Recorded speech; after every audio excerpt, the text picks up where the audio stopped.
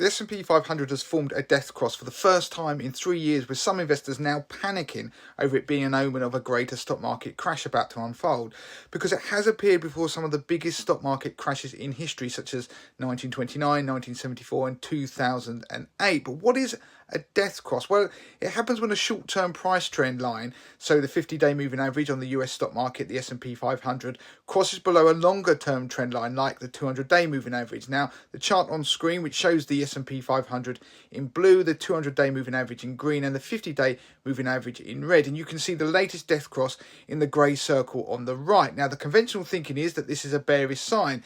The idea is that falling short-term momentum is overpowering the longer-term uptrend, potentially signalling a shift towards a sustained downtrend or bear market. But the story isn't that simple. The death cross is a lagging indicator, and that's because it's based on past average prices.